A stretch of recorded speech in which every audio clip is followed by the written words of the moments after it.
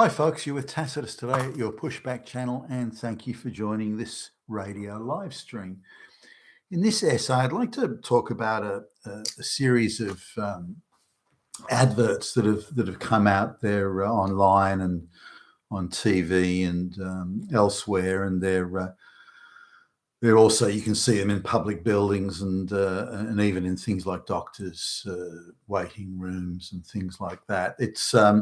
It's an advertising campaign to collect donations as much as anything, or raise awareness, as they call it, and it's about family violence, and it's men oppressing, beating up and being violent towards women and children is the thrust of it.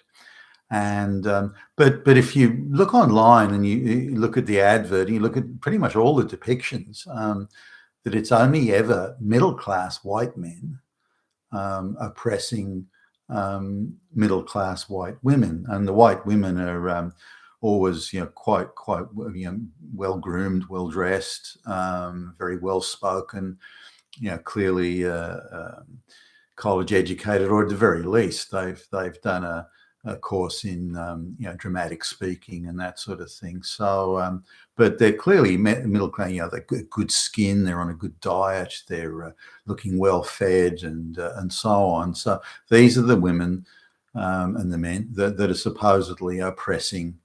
These are the men rather oppressing these women, very well turned out, very healthy, very fit, again, very clean, and so on. Now the one of the adverts I saw, and there's a series of them, is a woman they're sleeping in their car at night. So the woman and the daughter, and the daughter says, "Do you think Dad will find us? Will Dad find us? Evil fascist Nazi Dad. He's a fucking Hitler. And was he going to find us?" And and then the camera swings to the woman who's got a very good hairstyle, looking very, very clean, and so on. And maybe it was a top of the range BMW she's sleeping in. I don't know, but and she looks not as fearful maybe as she should, but the look is, and then a set of lights comes across the car. Maybe will Dad find us? I don't know. Oh. So you have to give, generously to this charity to stop these evil fascist Nazis.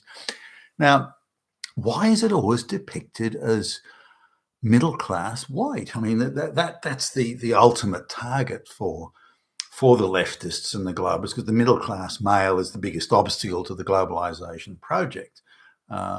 So they that's clearly that sort of the people that have to be crushed, and more resources are put into that.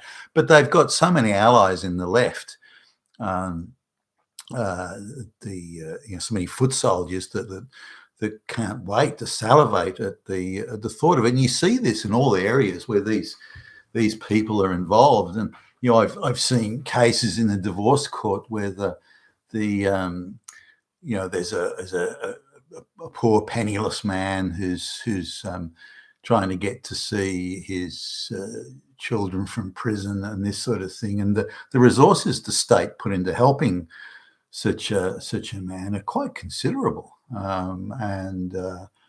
Free legal representation, bringing cases into court that you wouldn't think could make it into court because they're so flimsy, and they're really looking after this guy. And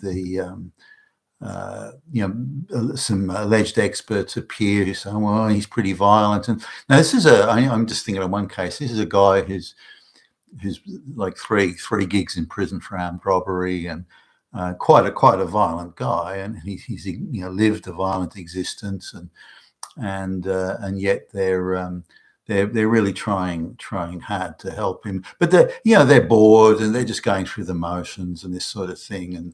And you see cases where the man has no money, he's unemployed, there's nothing in the divorce situation that can be taken from him, there's nothing there. And you see everyone sort of just sitting around, they don't give a shit. And nor does the judge or the operatives in the court. But then the next case is a man who has a good job, he's just well paid, he's got a couple of properties, and bright future, never been unemployed in his life, and wearing a sharp suit. He comes in, he's the pillar of society, and he's looking respectable. And as soon as he walks in the door, it's like a bolt of electricity gets put through. Suddenly these people are running around like crazy. They want to crush this motherfucker. They want to take everything from him. He's the straight white male. He's doing well. He's got a good job. He owns assets. We want to fucking tear him limb, financially. We want to tear him limb from limb. And they're all really motivated to get him. It's us against him. He is the enemy. We are the good guys, and we're going to fucking crush him. So that attitude really sticks out, by the way. And so the activist machine sort of has this image that the fascist Nazi is this middle class white guy with the good job. He's got the university degree. He works hard. He's he turns up for meetings on time. Hitler! And this sort of thing. So it's very much part of that sort of psyche, if you like, of the activist class. So when you see all the pictures and the little sort of advert movies and things like that, they don't depict the mentally retarded people who are drugged out in the housing estates. They don't show any of the rural areas, particularly the tribal areas where there's a lot of violence. No. It's only ever straight white males. Do they show the Islamic areas where there's and Hindu areas where there's a lot of no. It is straight white males. They are the fascists. They are the Nazis. They are the abusers. They are Hitler. Everyone else gets a free pass, which is, of course, utterly absurd. Now, what particularly annoys me is that they cling with I don't know. They just can't let it go. They've got this sort of dogged hanging on to this doctrinaire hanging on to this thing that it's the straight white middle class male, and it's not. So if we look at the real numbers in Australia at least, and it's the same in the United States or elsewhere. If you look at the numbers in white societies. White, particularly middle class, white males, the chances of a woman getting abused, and the children getting abused in that situation are probably. A woman typically would have about as much chance of winning a lottery as she would, or getting struck by lightning as she would of getting abused in that sort of a family situation. Now they have broadened the definition of abuse, so it now includes things like, if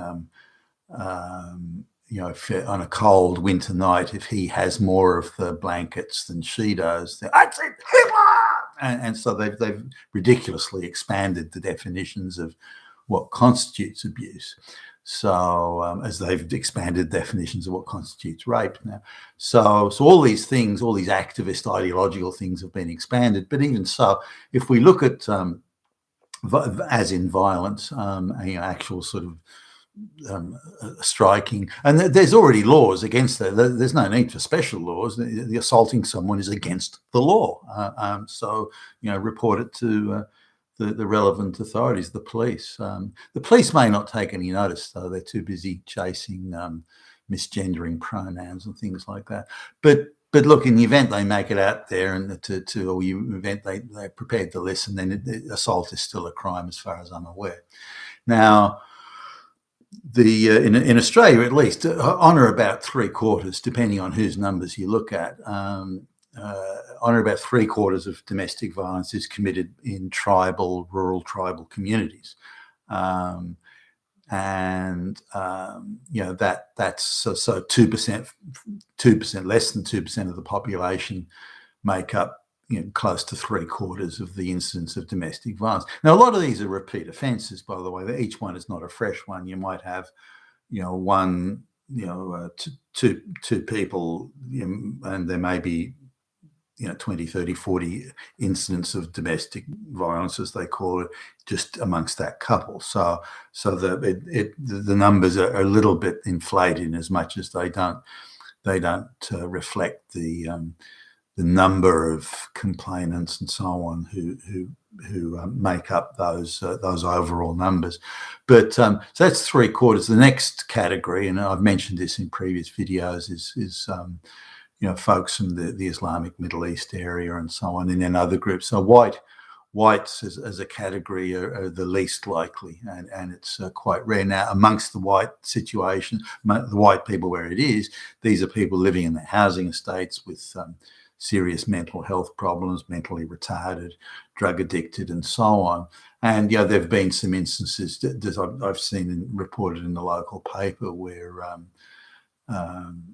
things like he's gone out and got a drug deal of some sort, and she's got into debt to some other drug dealer or something, hasn't told him. She steals his drugs to give to another drug dealer to pay off some debt. He finds out, and it ends, as you can imagine, unpleasantly. Now that's recorded as a domestic violence incident, when in reality it's a dispute over drugs that could have occurred between any two people. It just happened to be a man and a woman who had some sort of relationship going, but that's recorded as domestic violence. So when you take out the mentally retarded, mentally handicapped white